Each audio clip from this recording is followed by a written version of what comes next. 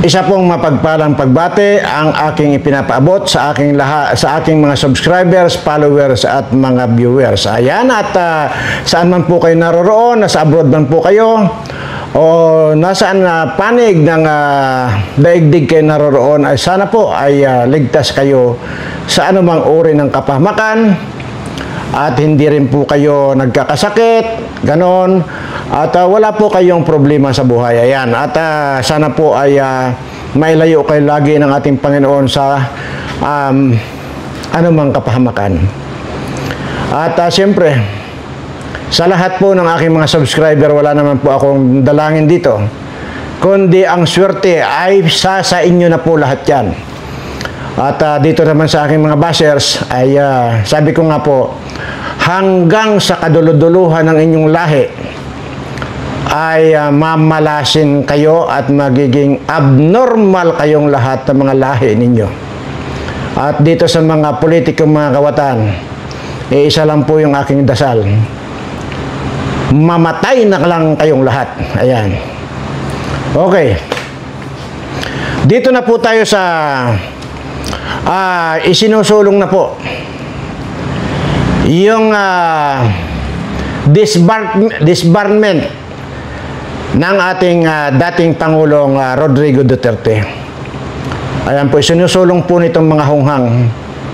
At imagine nyo, ano pa kaya mapapala nitong mga ito? Ay hindi naman tumatanggap ng kliyente yan si President Duterte. Hindi na tumatanggap yan ng kaso o ano na pagtatanggol niya sa korte. Ay hindi na po niya kailangan yung lisensya niya ng pagiging abogado. Kaya kahit 1,000 beses niyo idasbar yan, ay hindi wala na pong epekto sa kanya yan. Ay kundi naman kayo isa't kalahating mga gonggong, hindi kayo nag-iisip. Tama lang, ito si Gadon i-disbar nyo kasi bobo yan. Okay lang yan. Dahil lang dito sa parang nanginig yung tumbong ninyo noong marinig ninyo yung sabi ni President Duterte na pagka natuloy yung impeachment ni Inday Sara, ay siya ang mag-aabogado. Ayun, nanginig na mga tumbong ninyo, kundi hindi nyo na alam kung saan kayo susuling ng mga unggoy kayo. Di ba? Nakakahiya kayo, grabe. Ang tindi ng mga pagkakaltog ng ulo ninyo. Anyway, ano yung sabi ng ni Bangag? Kulang daw, hindi raw siya masaya doon sa budget na ipinasa ng Kongreso para sa year 2025. Ayan. Paano nga maging masaya ka? Ayan ang burit-retin mo yung yung bituka ni Tambaluslos. Diyan makikita mo yung mga budget na yan. Grabe. Anong ibig mo sabihin? Yan po, nagpapahanap na itong si Bangag kung saan daw kukuha ng karagdagang budget diyan sa budget niya. See? Yun ang iniintindi ninyo mga ako. Sige na nga lang, medyo titimpi-timpi ako. Yun ang pinapriority nito na hahanapan ng another budget or dahil kulang nga daw. Pero hindi niya masabi na hanapan nyo ng budget itong mga libo-libo na nating mga kababayan na naglalagay na lang ng sinturon sa kanilang mga tiyan dahil humihilab na. Kulang na yung mga kinakain nitong ating mga kababayan. Pero ang inaatupag mo, kulang pa yung budget mo. Grabe, ano? Kaya nga po mga kababayan, nakakadismaya. Yung ipa-priority pa yung mga budget nitong mga unggoy na ito. Samantalang nandito po napakarami nating mga kababayan ng walang masaing. Hindi po ako magsasawa rito na sasabihin na napakarami nating mga kababayan ang walang masaing kasi nga po ako mismo regular ko pong iniikutan itong napakarami nating mga kababayan. At kahit nga po papaano ay naaabutan natin ng yung huwag lang sila mapasma sa gutom. Di po ba? Pero yan ang maririnig natin na dahil kulang yung budget daw na hindi raw siya masaya, itong si Bangag na ito kaya nagsasabi na hanapan daw siya ng budget pa. Nakakakwan. Ano kaya ang palagay nila rito sa mga tao natin, sa mga Pilipino na mga kapos sa kabuhayan? Kaya sabi ko nga, di ba, paulit-ulit ko po sinasabi sa inyo, yan po, ganyan po ang turing nitong mga animal na ito dito sa ating mga mahihirap na kababayan. Yan po yan eh. Parang mga, parang kumbaga, parang mga langgam na lang yan o ipis na lang itong mga kababayan. Yan po ang turing nila. Wala silang pakialam kung magugutom itong ating mga kababayan. Ganyan po itong mga animal na ito. Pero sila nagpapasasa. Antayin natin yung binubulgar ni Maharlika na yung doon sila magpaparty-party sa Thailand. Yan po ay milyones at yan po ay kasal nung anak ni yung sa sino yun? Yung sa mga sino ba yung nagkukan ng gambling na yan? Doon daw po yan sa Thailand sila. Lahat po ng mga senador, marami pong mga senador at mga kongresista ang imbitado. Habang nagpaparty-party sila dyan sa Thailand, ay ito naman po, nagwawala yung mga bituka, ay yung mga uod doon sa mga bituka nitong mga kababayan natin na gutom na. Yan po yan eh. Sobra. Dahil lang dito, pinag-aaksayahan ninyo ng panahon itong disbarment case nito na isinusulong ninyo kay President Duterte. Talagang wala na talagang matino dito sa gobyerno ito. Sige. Ayon dito sa napanood kong vlogger na malaking ilong, ayaw ko na pong i-play rito, pero napakalaki pong ilong ito. Ito po yung halos araw-araw ko sinasabi na parang taklang ng niyog na itinapal dun sa mukha niya, yung ilong niya. Ayan po, panoorin nyo. Pero ay nakakan po dyan na rally na lang daw dahil ngayon yatang Sabado nito, hindi ko sigurado, pero ngayong araw na ito, Sabado, or baka sa isang Sabado, magrarally din daw po yung mga ensaymada vlogger. Ayan. Para sa ituloy ang impeachment dito kay BP Sara. So ngayon, kitang-kita na po rito na yung sinasabi ni BBM na hindi siya pabor dito sa impeachment kay Sara Duterte. Drama. Maliwanag na pong drama. Kahit sino po ang mag-isip, yan po ay talagang drama yan. Una, dito kay Enrile, yung sinabi niya na tama naman, dahil constitutional naman talaga yung impeachment. Pero, dapat ito, dahil sinabi nga ni BBM, di ba, na ayaw niya ng impeachment dito kay Sara. Pero, sinabi pa rin ni Enrile, anong ibig sabihin yan, ha? Kung ninyo, timbangin ninyo. Despite the fact na yun ang lagi sinasabi, hanggang ngayon sinasabi nitong si BBM na ayaw niya ng impeachment. Pero sinasabi ni Enrile na hindi raw mapipigil ni BBM yan, yung impeachment na yan. Tingnan nyo, pansinin niyo yung drama rito. Ako yan, legal counsel yan ni BBM, si Enrile na Hukluban. Ngayon, yun ang sasabihin niya. Iyan ang isa, ikon ninyo, pag-aralan nyo mabuti. Pangalawa, itong sinasabi ngayon, itong kumalat na balita na magrarally din daw yung mga ensaymada vlogger. Yan po mga ensaymada vlogger, yan po yung mga bangag vlogger. Ayan. Yan po yan. Para ma-impeach si Sara. So kung talagang ayaw ni BBM, napakaliwanag na eh. Hoy, tumigil nga kayo. Isang salita lang yan eh. Kasi sila ang nagbabayad dyan sa mga bangag vlogger na yan. Binabayaran yan sila. Bayad yan, may monthly yan kay Tambaloslos. Bayad yan sila lahat. Kung hindi ba bayad ito mga ito, di yan. Nagngangal-ngal na rin yung mga yan. Oh, bakit hindi niya mapigilan? Ay samantalang binabayaran nila. At mismong ito si BBM nagsabi, nag-hire sila ng milyon-milyon na trolls. Napakaliwanag po yan. Sa bibig mismo niya na sinabi yan.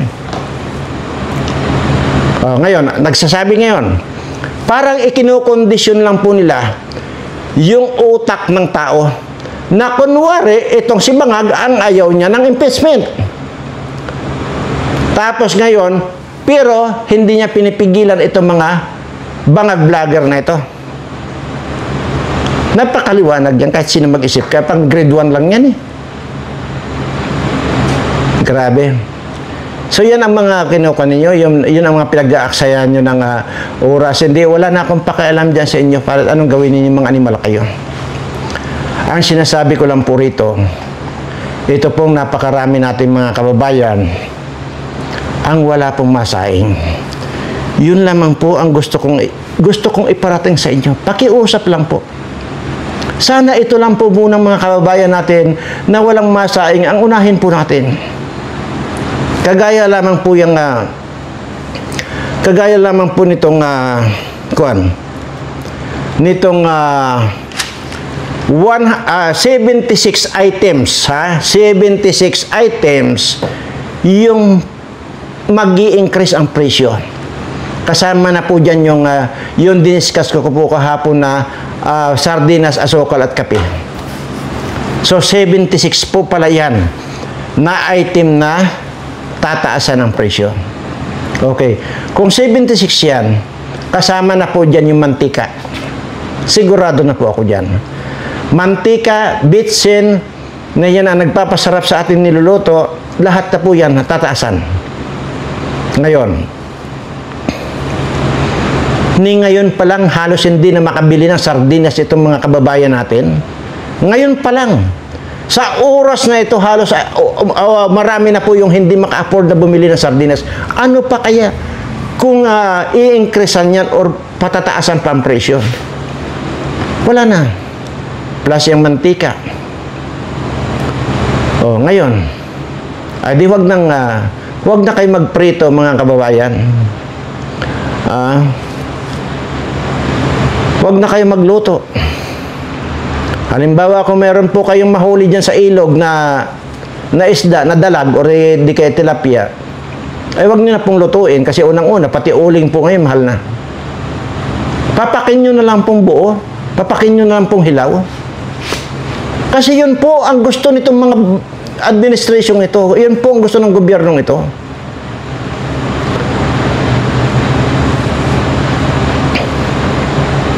Saan po pulutin ito mga kababayan ko? Saan? Yun lamang po ang concern ko rito. Wala naman po ako.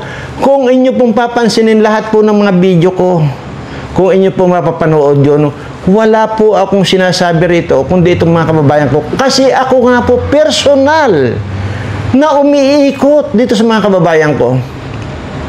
Yung dating, sabi ko nga, yung dating 1,000 na pamilya na iniikutan ko, iniikutan ng team ko, namin. Ngayon po naging triple na, 3,000 na pong pamilya yan. Na iniikutan ko, iniikutan namin. So, nung pong panahon na yun, na 1,000 lang yan, kada punta po namin dun, may naidadagdag. May lumalapit po sa amin. So, alam nga namang tanggihan namin yun. So ngayon, naging regular na rin po sila na naaabutan natin. Sige, sabi ko, kung ano man yung mayaabot sa inyo, yun ang pagkasyahin ninyo. Huwag lang kayong magka-ulcer. Grabe. Hindi ko makira ito. Tapos ngayon, budget pa. Dahil nakukulangan pa raw ang budget itong BBM at maghahanap pa raw ng karagdagang budget. Ay saan pa hahanapin yan? di uutang, wala na po kayong ibang kuhan, wala na po kayong ibang paraan, kundi mangutang na naman.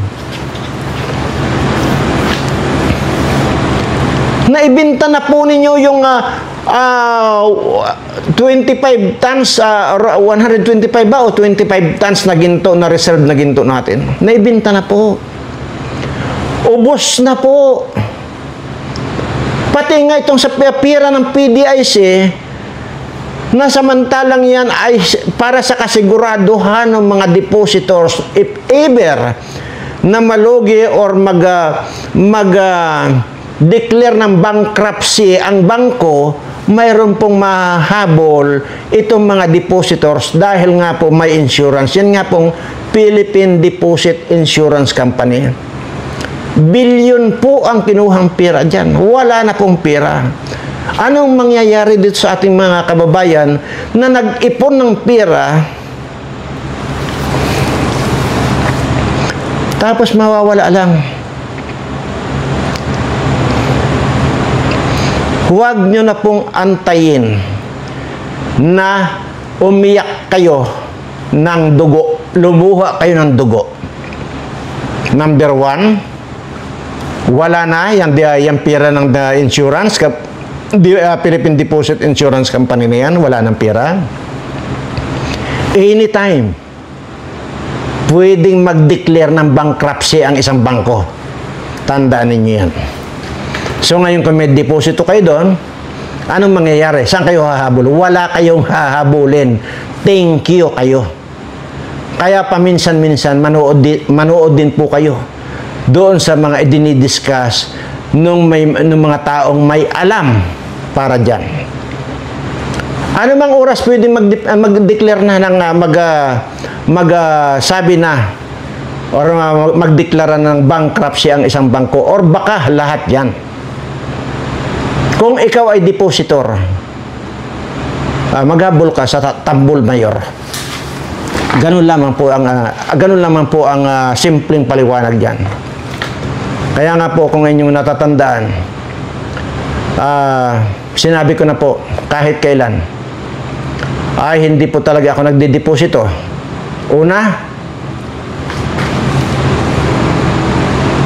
pag napag-initan ka, pag nakasuhan ka, hindi ba't sasabihin i-press yung mga asset mo, lalo na yung deposito mong pera. Wala na tayong kasiguraduhan kahit na sino pa yan, maging noon pa. Pag ikaw ay nakursunodahan, ipipress lang yan, tapos ka. Anong nangyari kay Pastor Kibuloy? Lahat ng mga deposito nila, lahat ng mga are-arean nakapress yan. Hindi makakilos ngayon yan. See? Ang kaisa-isahang bangko lang, yun lang yung bangko na yung kita dito sa YouTube channel. Yun lang po ang nakadeposito dyan na magmula nung sumahod na tayo dito sa YouTube channel natin na hindi ko pa po wini-withdraw yan. Kasi nga po sinasabi ko po dyan na ito naman pong channel natin ay para dito sa mga subscribers ko. Kaya hindi po kailanman ako nag-withdraw kahit ni centavos. Magmula po noong kumita ito. At awa ng Diyos ay 4 na taon na po ito na sumasahod tayo sa YouTube. Nakadeposito lang po na nakadeposito yan.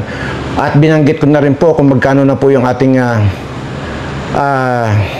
revenue na nakadeposito ngayon. Na wala pong bawas yan. Milyon na rin po. So, ibig sabihin, kinakabahan na po ako. Baka mamaya mangyari itong ako mismo ang nagpapahayag nito. Ay baka ako mismo ang mabiktima. Tayo mismo ang mabiktima. Kasi nakalaan po ito sa mga subscriber ko talaga. Magkano ba yung sinabi ko? 2.5 mahigit na po. Milyon itong pira dito sa ating YouTube channel. At yun naman po ang pamamahagi ko through raffle. Kaya po yung gustong magpa-subscribe pa o mag-subscribe, dito lamang po kayo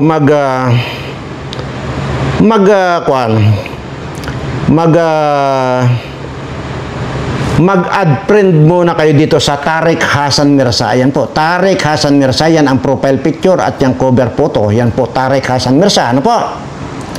At dito po sa messenger na ito, kayo magpadala ng katibayan na kayo ay nakapag-subscribe o nagpa-subscribe kayo doon sa inyong mga kaibigan. At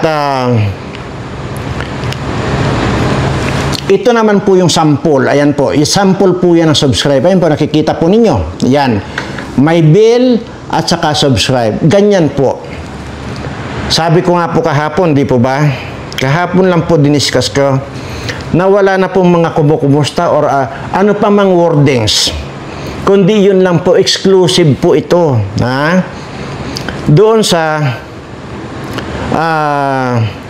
subscribe lang po. Yan yun.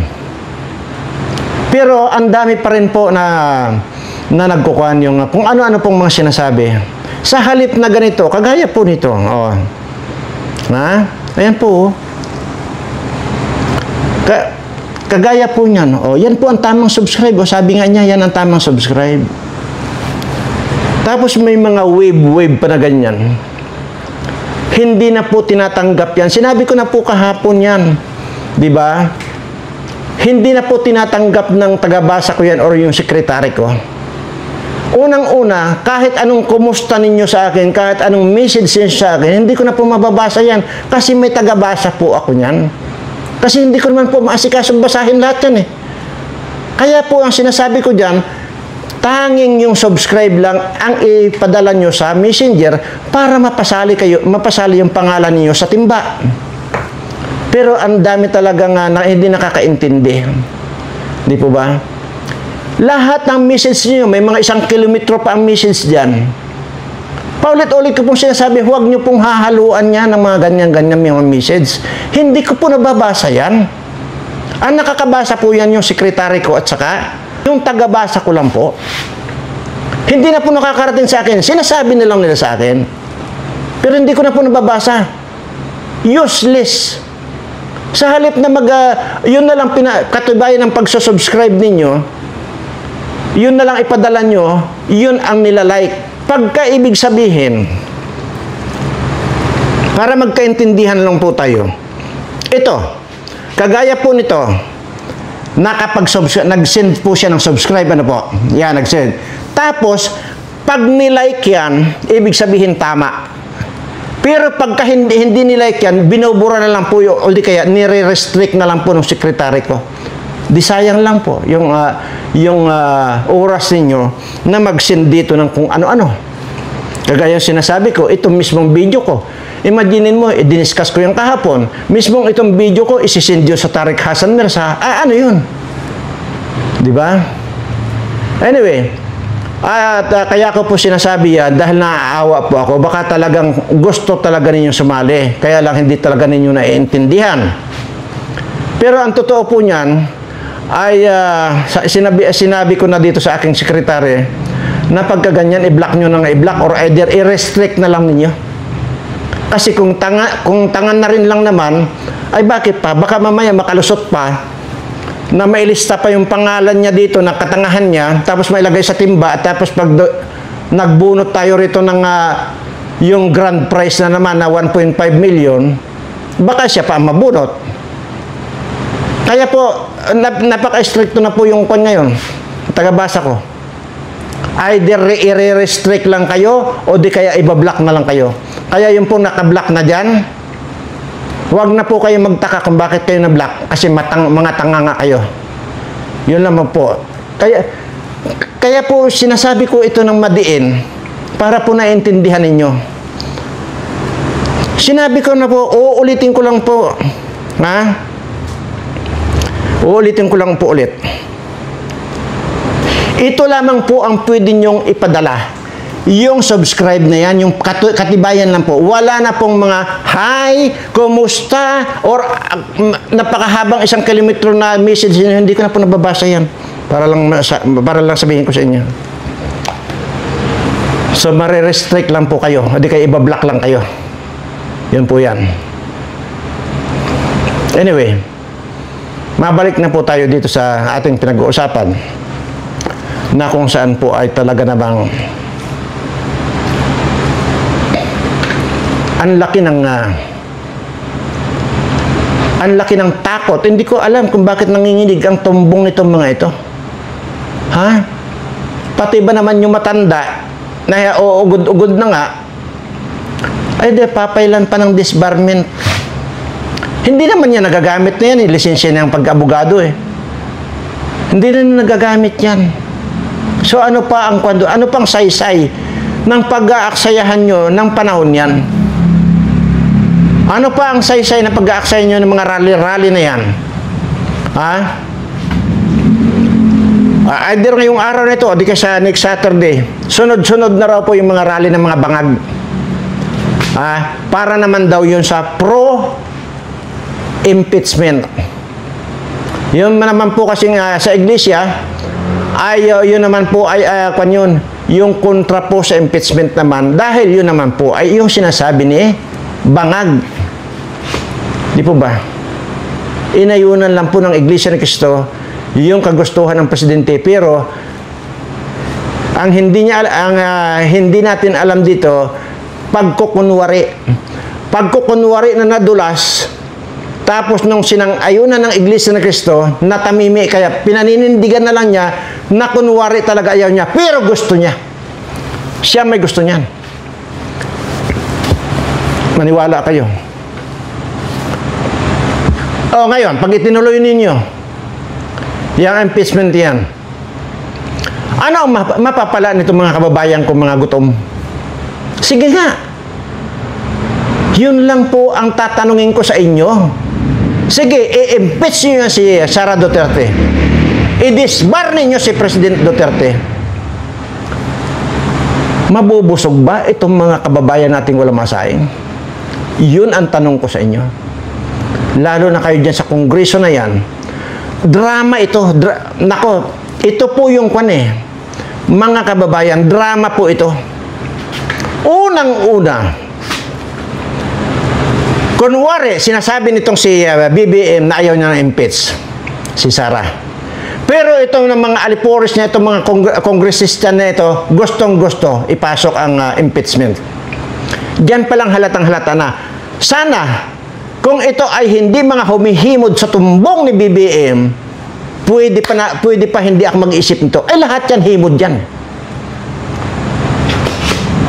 Tingnan mo ito si Paduano na mukhang butike.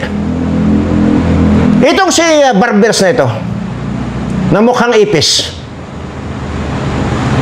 Itong si, sino yun? Yung si Fernandez na mukhang kingkoy. Lahat po yan bayad na. Para lang po alam ninyo. Ha? Yung si Kimbo na yan, na siya ngayon ang may hawak ng budget na yan, appropriation na yan. Na dati pagka pumupunta yan, nagtuturo yan, dahil teacher yan, nakabisikleta lang yan. Ha? Kiwal yung pagbabike niya papunta sa school. Ngayon, customize ang ban yan. Ibig sabihin ng customize, kompleto, mayroong siyang higaan at mayroon siyang CR. Sana nga lang pag nag-CR yan, tuloy na pati yung kanyang bituka i-bugret na niya. Pero wala, malapit na, tingnan nyo. Tibihin na nga yan. Malapit na yan. Maniniwala ako na yung sinasabi ni BBM na hanggang ngayon ayaw niya ng impeachment, hindi ako naniniwala. Kasi nga, drama nga yan. Pero tuloy pa rin anong sasabihin niya. Sige, bahala na lang kayo dyan. Basta ako, sabihin ko lang kunwari ito na ayaw ko ng impeachment. Pero bahala na kayo dyan. Total, ko naman yan. Nasa batas naman yan. Ay, nagpauna na nga si Enrile. Di ba? So, anong sasabihin niyan? Pagka natuloy yung ma-impeach si Sara, anong sasabihin ni BBM? Ang sasabihin niyan, wala na akong magawa doon. Basta ako, ayaw ko. Pero, may magagawa ba ako? Kongreso na at saka Senado yan. Wala na akong magagawa doon. Iyan. Yan lang po yan. Ngayon, ito na ang final opinion ko. Okay? Sige. Ang simula ng impeachment na yan dahil doon sa 125 million na confidential fund ni Sara Duterte. Okay. Doon nag-umpisa yan. Ngayon, dito versus dito sa ilang bilyon itong confidential fund ni Bangag. Hindi ko sigurado, pero billion po yan. Versus dito sa 125. Bakit hindi ngayon yan ang ma-impeach? Sige, tanggalin na natin yung turuan dito. Walain na natin. Dahil napakaraming impeachable itong si BBM kisa dito kay Sara Duterte. Versus, napakarami. Mas marami kung tutuusin. Pero hindi nga ma-impeach yan kasi hawak niya lahat ang Kongreso. Okay, ito lang ang opinion ko. Bakit ngayon, itong dalawang sinasabi na ito bakit hindi nilang parehas bumaba itong mga ito? Total, parehang may issue. Si BP Sara, hinahanapan yung 125 na confidential fund. O itong kay BBM na 2 billion ba or 4 billion na confidential fund. Sige daw.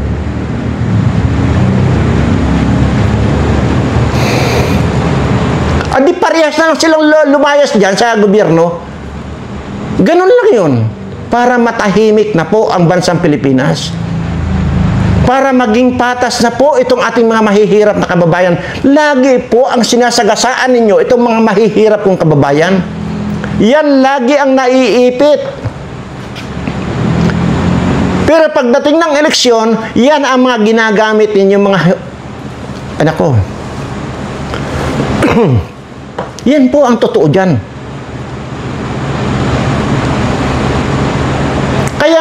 Kaya ayaw niyong paasensohin itong buhay ng mga Pilipino kasi nga po gusto ninyo sa tuwing eleksyon sila ay magluluhod sa inyo or magbabaw sa inyo. Yan lang po napakasimpleng paliwanag dyan.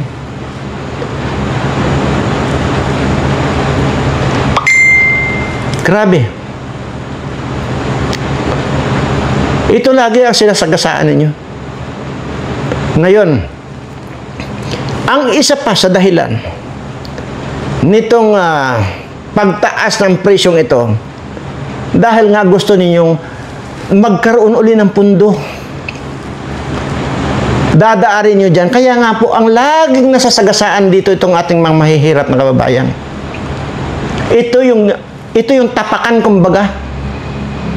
Ito mga mahirap nating kababayan niya, ang ginagawa ng tapakan doon sa may hagdanan ninyo. Doon kayo nagkukuha ng paa ninyo. Yan ang papel nitong mga mahihirap kong kababayan.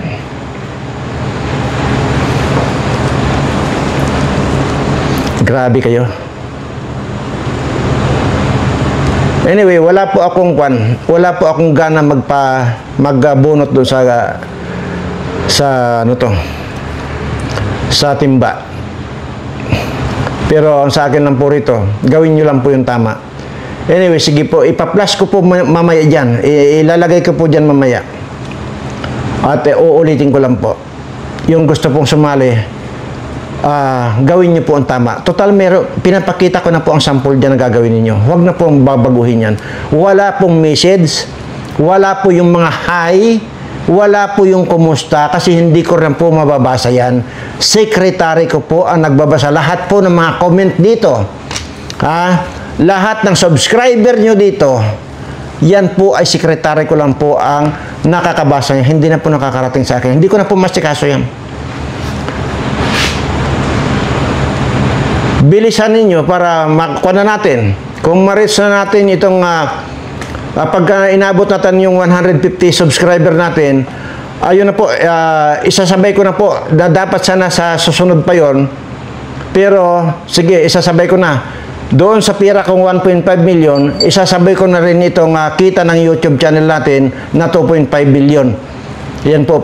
Kasi nagdidelikaduhan na rin ako dahil nga baka mamaya ay magdeklara ng bankruptcy ang bangko na kung saan nakadeposit itong kita natin dito, wala na yung pinagpagura natin. So yan po, doon ako nag-alala. Kaya nga sikapin niyo po na mapaabot natin sa 150 subscriber ito. At sabi ko nga po, dadagdagan ko po yung galing sa pera ko na nakalaan doon sa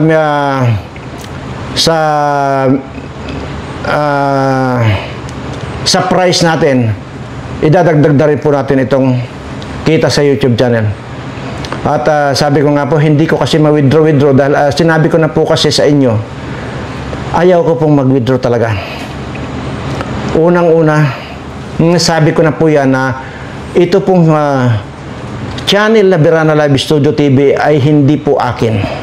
Ako lang po ang tagadaldal, pero lahat po ng revenue nakikitain dito sa inyo po mapupunta, at yan na nga po. So, ayan po ang gagawin natin, at maraming salamat po sa inyo, at sana ay mag-ingat po kayo lagi. Maraming salamat po.